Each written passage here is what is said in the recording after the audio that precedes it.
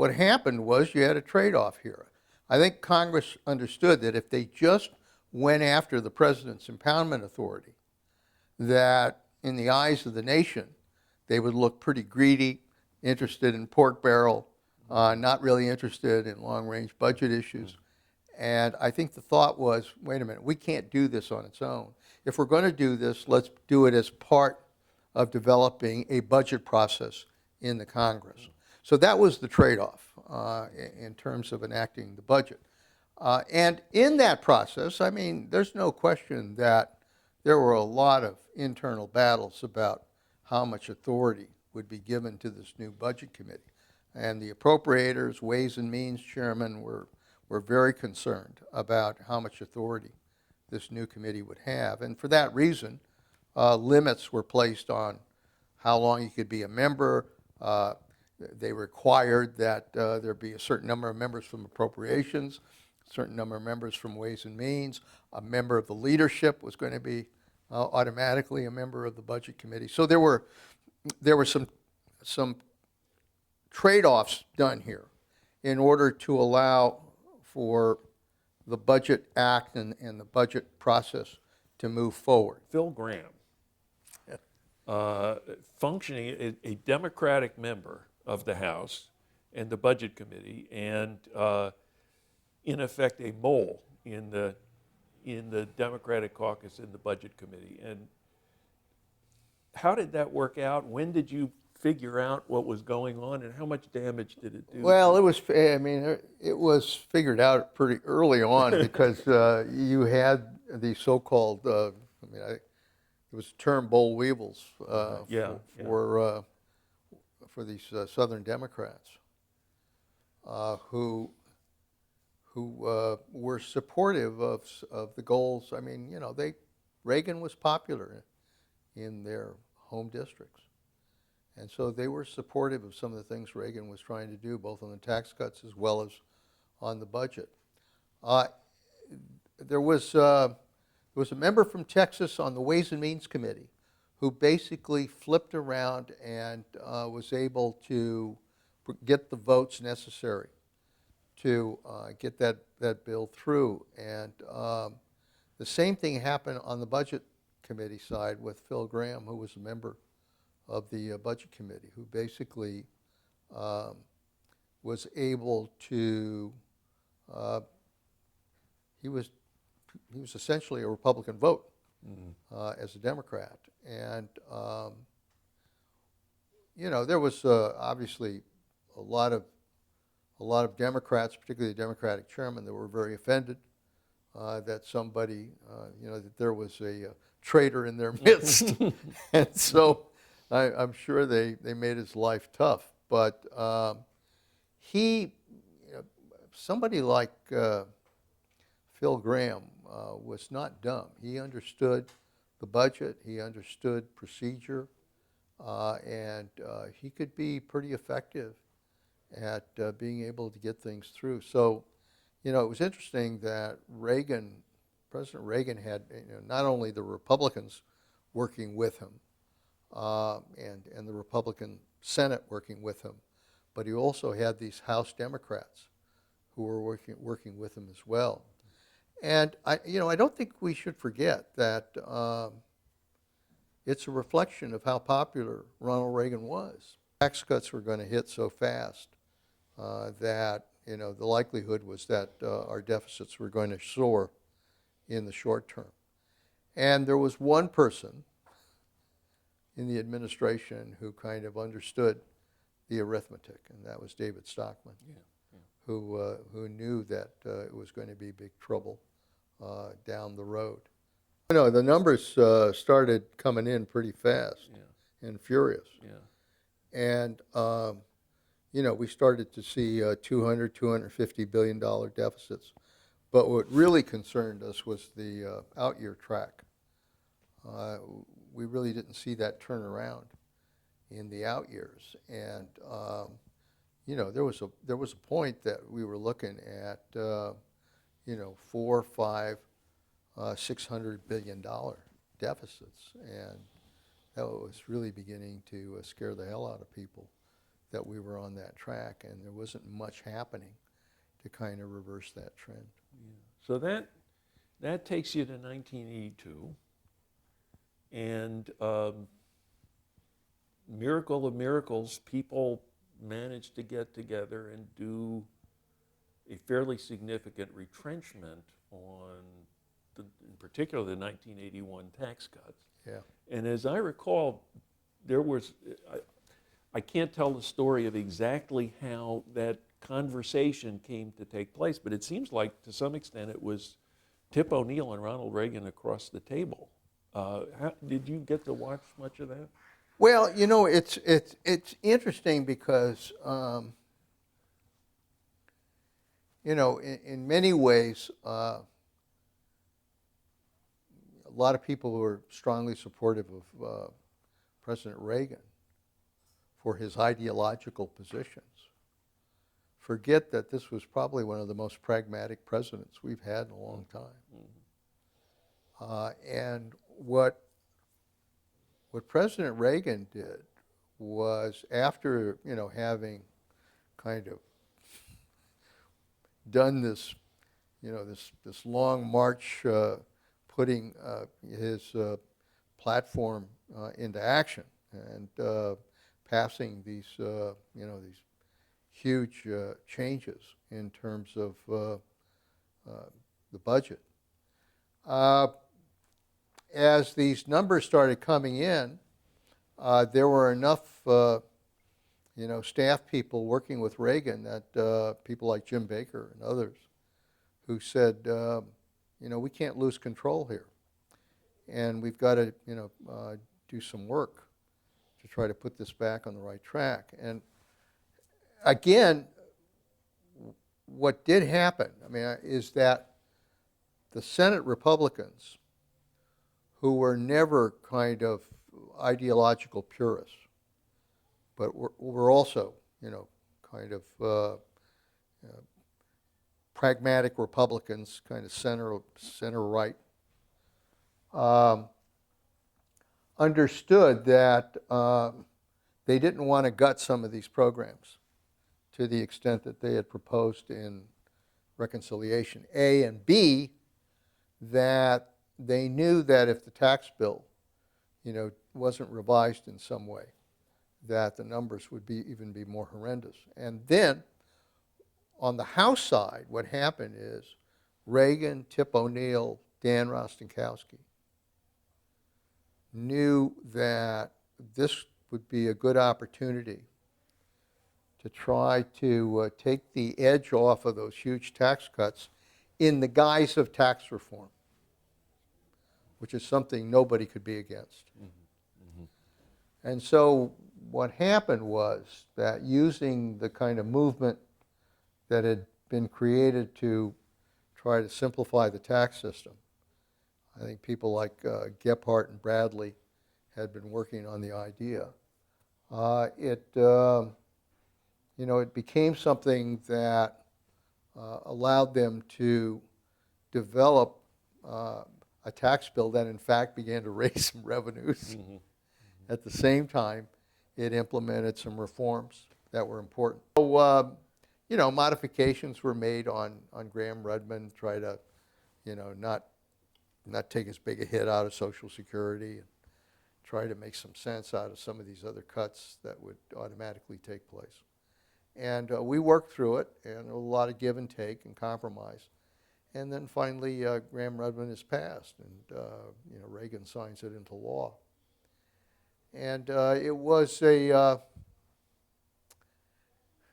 you know, there's a lesson to be learned here, that, you know, when you design something that looks like a simple answer to kind of force something to happen. I mean, we're going through the same thing now with sequester. I mean, sequester is essentially a form of Graham-Rudman that was designed to try to force members to do the right thing. Problem in a democracy where, you know, we enjoy self-government, the problem is that members suddenly realize that you can't put, these kinds of challenges on automatic pilot. You just can't. And so, here everybody feels good about Graham-Rudman as if it's going to solve our deficit problems for the future because we've developed this magic formula. Thank you and good night. And what happens is every time you came close to hitting the ceiling that would turn on Graham-Rudman, the Congress said, yeah, let's lift the ceiling. Read my lips, no new taxes. And yet there was concern about what was going to happen with the deficit. So I was asked to go to his residence. And I think it was myself and his new appointee as director of OMB. Yeah, Help me out here. Richard Darman. Yeah, Dick Darman. Dick Darman. And How could we forget? really. Dick Darman and who else? And Sonny Montgomery was there, and there were some others. I'm trying to remember. I think Pete Domenici might have been there as well. Anyway, the new president was interested in kind of our views at the time. And I said to him at that point, I said, Mr. President, I said, I know what position you took during the campaign, but let me tell you something. If you don't deal with this issue on the deficit, if we aren't able to discipline our budget, what's going to happen is that whatever your priorities are, whether it's defense or education or whatever you want to be, your legacy as President of the United States, you will not have the resources to be able to spend on those priorities. To Bush's credit, he said, I understand, how serious this problem is. And I'm not going to be able to, having just got elected, I'm not going to be able to just immediately flip-flop. What I'd like to do is to let this play out for a while and, let's see how the problem develops and try to work with you on trying to get whatever deficit reduction we can. And it was then that, as the problem continued to get worse and as we just couldn't really tackle these issues that I remember talking to Dick Darman and saying, I think we're getting close to a point here where we've really got to take a major step to deal with this. And eventually it led to the budget summit that developed, what I think is probably one of the more effective deficit reduction agreements worked out between the Congress and an administration. If we had to have a sequester pursuant to Graham-Rudman, it would be a disaster in terms of its impact. And so we had that axe hanging over our heads at the time, and so did the president, so did the leadership in the Congress. And that is, I think, what ultimately produced the agreement to call a large budget summit to try to resolve the issue. Yeah. And there was I can't remember whether it was a press release or a letter that came out of the White House that included the words revenue increases or something to that effect. Yeah. Well, the discussion came down to this, obviously the president had made this pledge on not moving his lips, but the way we kind of negotiated this was to say, if we're going to go into a summit, the Democrats will make the first move in terms of spending. And so, if we want to do $500 billion deficit reduction package, then what we will do is put $250 billion in spending savings on the table, largely out of entitlements, but altogether. And if we do that, and what we suggest and what we agree to is credible in achieving those savings, that then the administration would be prepared to at least discuss revenues as a part of that. The deal comes together. We all sign off on it. Actually, I'll tell you what happens was that, we go through the spending, then we do the revenue piece is much tougher, and we had to actually adjourn that to the leadership offices in the Capitol, where the Secretary of the Treasury and Dick Darman and Tom Foley and George Mitchell and a couple, key players basically worked out the last details on the revenue piece. We bring the bill to the floor, and first time around, the Republicans, vote against it, and we can't get it passed. So we again adjourned. I think we were over in George Mitchell's office, and I remember it was one of those summer thunderstorms in Washington, in which the whole sky turns black and lightning everywhere. And I thought, oh man, it's the end. This is reflective of the end of the world. And what happens is Rostenkowski kind of makes a gut decision. Look, because we were losing Democrats because of the Medicare cuts, and so he lightens up on the Medicare cuts, builds in more revenues to help take the place of it by some way. And I have to say, the Republicans, people like Bill Frenzel and others, and Domenici and others, pretty much go along with it because they know this is the only way to get it done. And it's important for the president, important for the country. And some tough votes are cast, and we get it done.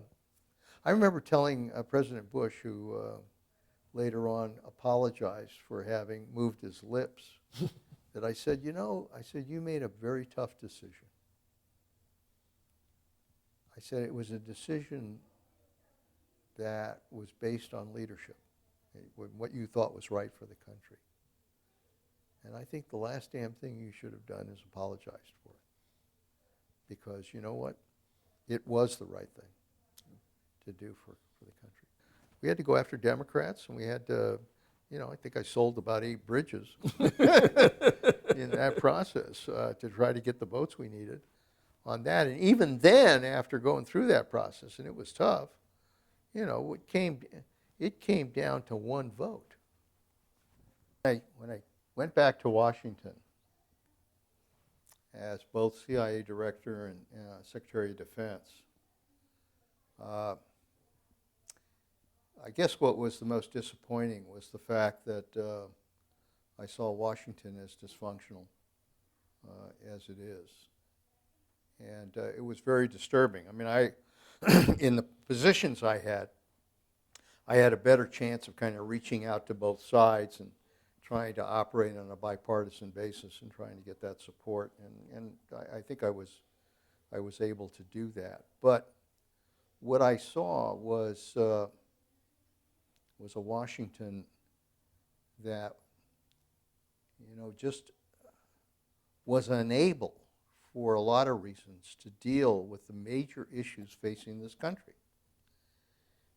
I've seen Washington at its best, and I've seen it at its worst. I mean, I've never seen Washington as partisan, as divided, as dysfunctional as it is today.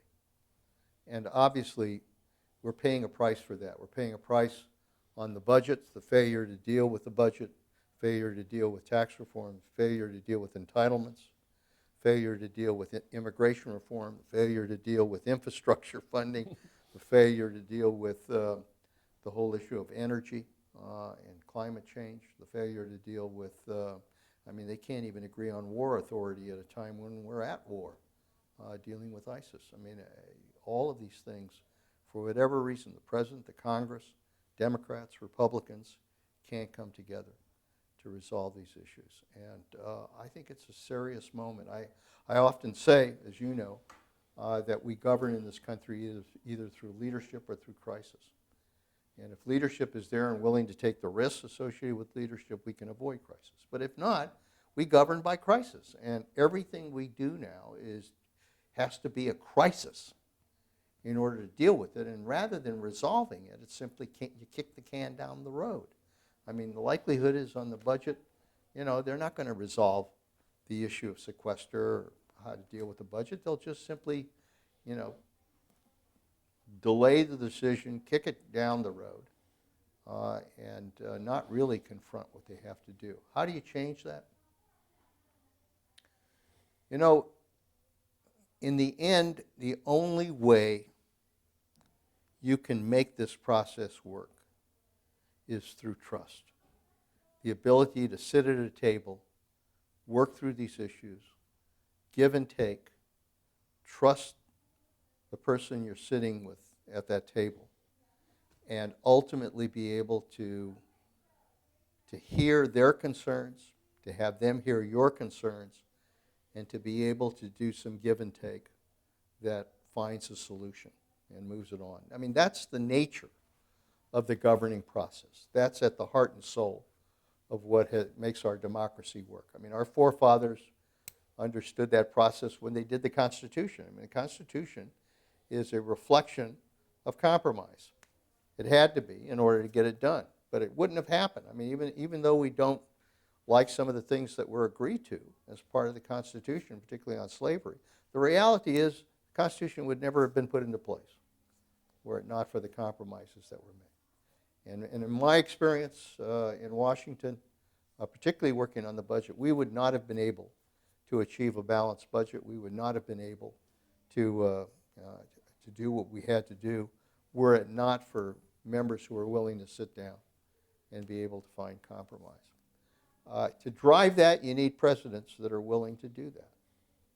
And look, the worst example I saw in the time I was there was sequester. Sequester was this crazy across-the-board cut designed to force them to do what they had to do. And they didn't do what they had to do. So sequester is going to happen. And I remember going to the president and the leadership and saying, this is bad for the country. It's bad for our economy. It's bad for the domestic programs that impact on our most vulnerable citizens. And it's bad for defense. And they said, you're right. They all agreed with me.